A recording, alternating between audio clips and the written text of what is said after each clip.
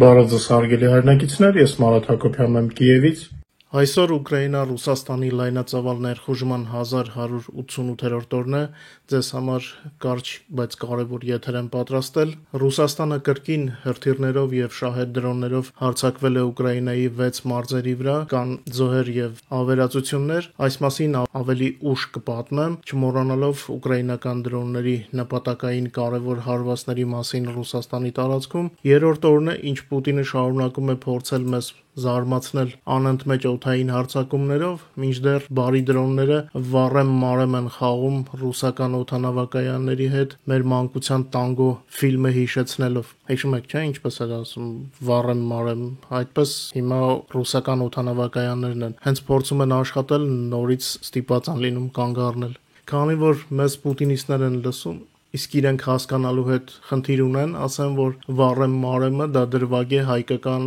մեր մանկության տանգո ֆիլմից, կարող են Google-ում փնտրել եւ տեսնել։ Կարծես սկսում է իրականանալ երեկվայի մի ենթադրությունը, որ պատերազմի նոր շրջան է սկսվել օդային զենքի լայնածավալ կիրառմամբ։ Միակ բանը, որ դեռ անհայտ է, այն է, թե որքան կհերիքի Ռուսաստանի ռեզերվները, քանի որ փորձը ցույց է տալիս, որ մեկ զանգվածային հարվածի համար Պուտինը պետք է 2-3 ամիս կուտակեր հրթիռներ։ Բայց կյանքը ցույց կտա, չշտապենք, առայժմ գոնե այս 3 օրվա ընթացքում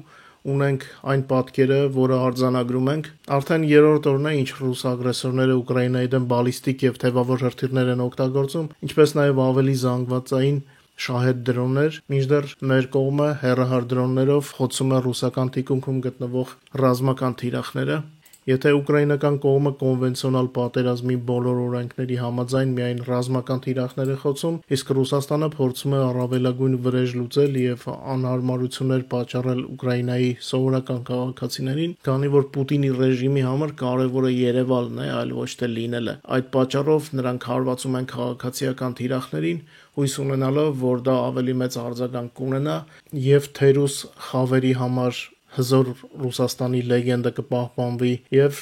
միգուցե Թրամփի վրա ազդեցություն ունենա։ Մյուս կողմից էլ Պուտինը ծածկում է իր խայտարակությունը, որ մայիսի սկզբից ի վեր չի տիրապետում իրավիճակին Ռուսաստանի երկնքում։ Մեր լսարանը շատ լավ գիտի, որ արդեն ուկրաինական դրոններն են տիրացել ռուսական երկնքին։ Ի պատասխան Պուտինը փորձում է տերորիստական հարվածներով դեռ հզոր Երևալ, բայց տեսնենք, թե ինչքան նա այսպես կձգի։ Մինչև եթերի հիմնական թեմաներին անցնելը, ասեմ, որ շատ շնորհակալ եմ ձեր աջակցության, լայքերի, մեկնաբանությունների եւ եթերների տարածման համար։ Շատ մեծ գործ եք անում, շատ շնորհակալ եմ ձեզ։ Իրոք միասնական պայքար է ռուսական քարոզչության դեմ։ Հիշեցնեմ, որ ամենատպավորիչ կադրերը, որոնք ցավոք չենք կարող ցուցադրել YouTube-ում, կարող եք տեսնել մեր Telegram-յան ալիքում։ Նշեմ, որ եթե նախընտրում եք տեղեկատվություն ստանալ Facebook-ում, կարող եք նաև հետևել մեր Facebook-յան էջին։ Բոլոր հղումները կան մեր բոլոր եթերների նկարագրության մեջ։ Անցնենք ռազմաճակատի լուրերին։ Վերջին 24 ժամվա ընթացքում ռազմաճակատում գրանցվել է 180 ռազմական բախում։ Մարտերի մեծ մասը տեղի է ունեցել Պոկրովսկի եւ Կուրսկի ուղղություններով։ Կուրսկի մարզում ուկրաինացի պաշտպանները կասեցրել են ռուսների 26 գրոհային գործողություն, այս մասին հայտնում է ուկրաինական զինված ուժերի գլխավոր շտաբը։ Ուկրաինայի պաշտպանության բանակի ավիացիան, հրթիռային ուժերը եւ հրետանին հարվածել են ռուս զավթիչների անձնակազմի, սպառազինությունների եւ ռազմական տեխնիկայի կենտրոնացման 10 շրջանների։ Կուպյանսկի ուղղությամբ ռուսական զորքերը եւս մեկ անհաջող փորձ են կատարել հատել Ուկրաինայի պետական սահմանը Ստրոևկայի ուղղությամբ։ Ես կարծում եմ, որ ռուսական զորքերը փորձում են պատկեր ստեղծել, իբր թե սանիտարական գոտի են կառուցում, որի մասին օրերս զառանցում էր Պուտինը։ Մարդս էլ երևի մտածում են, որ կարող է Թրամփի վրա տպավորություն թողնեն, բայց որքան շատ են ռուսները երազում մեր տարածքում սանիտարական գոտի ստեղծելու մասին, այնքան ավելի հաճախ են նույն հենց ռուսական լրատվամիջոցներում հայտնվում Բրյանսկի մարզում ուկրաինական զորքերի մասին լուրերը։ Իմջալից ուկրաինական աղբյուրներում լռություն է այս մասին։ Ռուսական աղբյուրներում վերջին նմանատիպ հաղորդագրությունը նշում էր, որ ուկրաինական զորքի ներկայությունը Բրյանսկի մարզում 90 կիլոմետր խորությամբ էր, այսինքն մինչ նրանք խոսում են սանիտարական գոտու մասին ուկրաինական կողմը գործում։ Մերոնք ժամանակ չունեն բարձենալու եւ դրա իմաստն էլ չկա, մերոնք հայրենիք են պաշտպանում, ձևեր թափելու ոչ ժամանակ կա, ոչ էլ առիթ։ Սումիի մարզում ռուսական զորքերը ակտիվացնում են փոքր գրոհային խմբերով պաշտպանությունը ճեղքելու փորձերը, չնայած զգալի կորուստներին թշնամին շարունակում է ուղարկել գրոհային խմբեր։ Ուկրաինայի դեմ Ռուսաստանի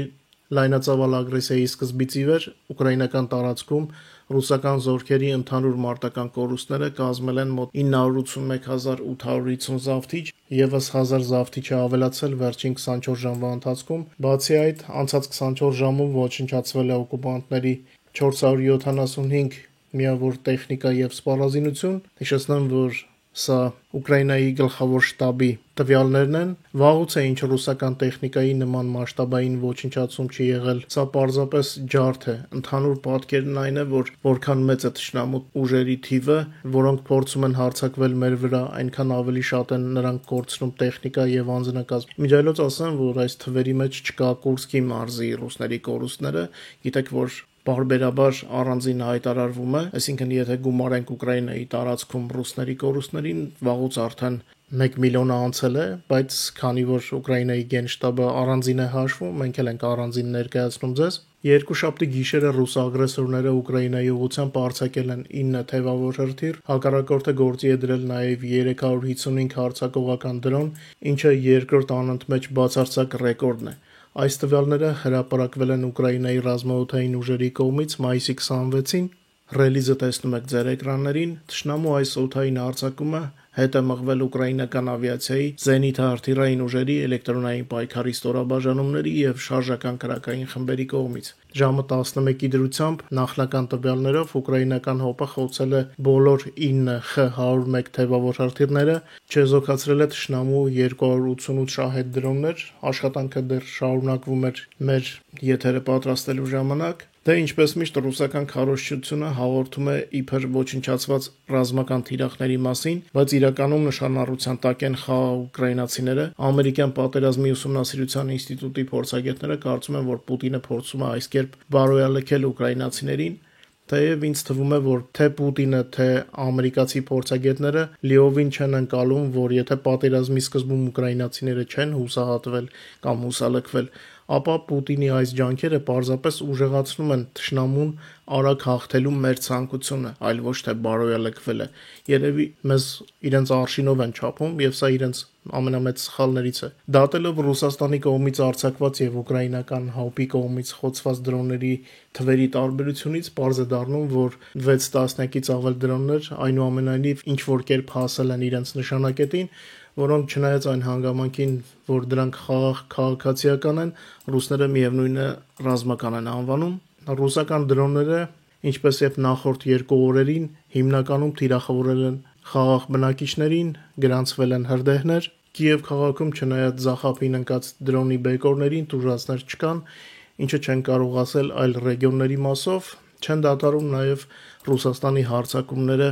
Ուկրաինայի սահմանամերձ խաղաղ բնակավայրերի վրա։ Չնայած այն հանգամանքին, որ Ռուսաստանի իշխանությունները ջանասիրաբար թաքցնում են ուկրաինական բանակի մարտական աշխատանքների արդյունքները Ռուսաստանի տարածքում, մենք մանրամասն ներկայացնում ենք մեր ունեցած բոլոր տեղեկատվությունը մեր Telegram-յան ալիքում, QR կոդը ձեր էկրանին է։ Ուկրաինայի պաշտպանության ուժերը շարունակում են հարձակումները Ռուսաստանի ռազմական եւ ռազմաարդյունաբերական օբյեկտների վրա, որոնք ներգրավված են Ուկրաինայի դեմ ագրեսիայում։ Ուկրաինական դրոնները նորից գործել են Ռուսաստանի գրեթե բոլոր արևմտյան ռեգիոններում, բացառությամբ մի քանի հյուսիսային մարզերի։ Ռուսական օդանավակայանների աշխատանքը պարբերաբար կաթվածահար է լինում եւ իրավիճակը հատկապես դժվար է Մոսկվայի օդանավակայաններում։ Ես դա սարկազմով անվանում եմ «Վառեմ մարեմ» խաղը մեր մանկության տանգով ֆիլմի հետ, ինձ թվում է շատերն են հիշում, մեկ էլ Թրամփն է «Վառեմ մարումը» հիշեցնում, իր տարիֆները մեկ մտցնում է, մեկ հանում է կամ հետաձգում, հա։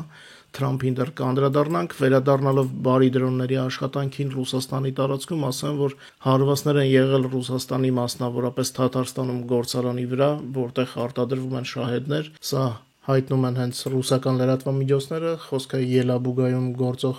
շահեդների գործարանի մասին է։ Բարի դրոնները հարձակվել են նաև Ալեքսինի եւ Նովոմոսկովսկի վրա, այնտեղ եւ Տուլայի մի շարք շրջաններում էլեկտրոէներգիան անջատվել է հարձակումից հետո։ Իվանովոյի մարզի Կինեշմա քաղաքի բնակիչները հայտնել են պայթյունների եւ ծխի հետևանքների մասին։ Նրանց խոսքով Դմիտրիևսկի քիմիական գործարանը ենթարկվել է հարձակման։ Ուկրաինական գեշտաբը դեռ մանրամասներ չի ներկայացրել։ Պարզապես անդրադառնում եմ այն բոլոր տեղեկատվությանը, որը մենք ներկայացրել ենք մեր Telegram-ում, որպեսզի վայելեք բոլոր կադրերը, մտեք մեր Telegram-յան ալիք, այնտեղ կա այն ամենը, ինչ մենք գտել ենք ձեզ համար։ Մեր լսարանը լավ գիտի, մենք խոսում ենք միայն փաստերով եւ մեր Telegram-ում եղած ապացույցներով, այդ իսկ պատճառով շատ են տանջվում մեզ դիտող պուտինիստները։ Անցնենք քաղաքական լուրերին, միայն լիակատար անպատժելիության զգացումն է թույլ տալիս Ռուսաստանին ոչ միայն հարվածել Ուկրաինային, այլև անընդհատ մեծացնել դրանց մասշտաբները, այս մասին ասել է նախագահ Վլադիմիր Զելենսկին այսօրվա հրետակոծությունից հետո։ Այս հարվածները որևէ էական ռազմական իմաստ չունեն, բայց կա էական քաղաքական իմաստ, նշել է Զելենսկին։ Մեջբերեմ, այսպիսով Պուտինը ցույց է տալիս, թե որքան նա արհամարում է աշխարհը, որն ավելի շատ ջանք է գործադրում նրա հետ երկխոսության վրա, քան ճնշման, նշել է Զելենսկին, ուղիղ ակնարկելով Տրամպին։ Զելենսկու կարծիքով, ինչպես ցանկացած հանցագործի, Ռուսաստանին կարելի է կարգի բերել միայն ուժով, միայն ուժի միջոցով, Միացյալ Նահանգների, Եվրոպայի կյանքը հարգող բոլոր ազգերի ուժով։ Մենք կարող ենք հասնել այս հարձակումների լիակատար դադարեցմանը եւ իրական խաղաղությանը, ասել է Ուկրաինայի նախագահը։ Իմջայլոց 3 Թրամփը վերջը անդրադարձավ ռուսական մասսայական հարվածներին, երևի թե ճիշտ կլինի նշել, որ